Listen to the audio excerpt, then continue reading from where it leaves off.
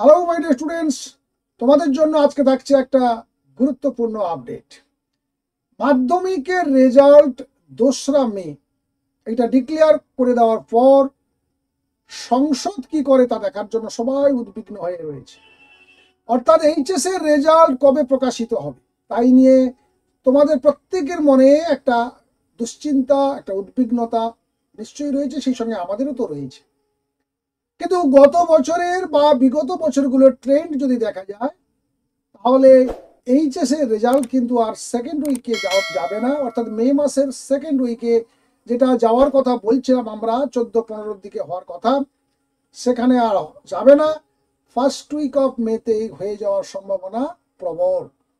21 তারিখ অর্থাৎ 4 দিন আগে পর্যন্ত যে লাস্ট ডেট দিয়ে দিয়েছিলেন এক্সামিনারদের জন্য, যে 21 তারিখেই সমস্ত খাতা কেটে মার্কস জমা দিতে হবে।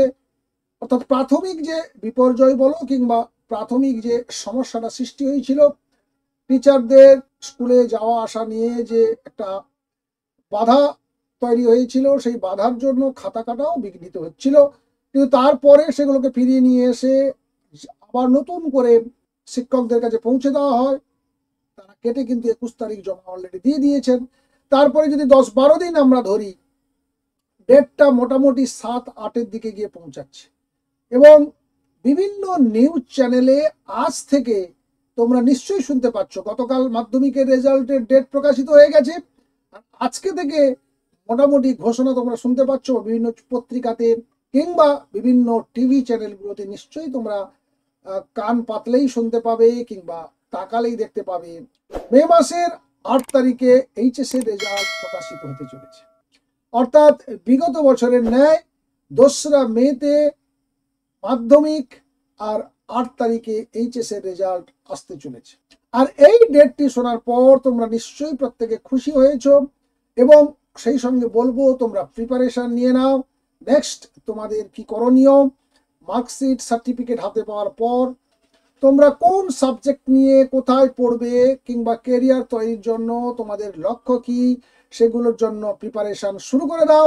তোমাদের হাতে কিন্তু আর বেশি দিন সময় নেই, অর্থাৎ এ মাসের 5 দিন আর ও পাশে 8 দিন, অর্থাৎ এই 12-13 দিন আর হাতে তোমাদের সময় রয়েছে। বেস্ট অফ লাক জানাবো তোমাদের প্রত্যেককে। তোমাদের রেজাল্ট ভালো হচ্ছে এটা একেবারে নিশ্চিত থাকো, তার কারণ তোমাদেরকে আমরা জানিয়েছিলাম যে এবছর লাস্ট ব্যাচ তোমরা, এরপরে আসছে সেমিস্টারের নতুন ব্যাচ।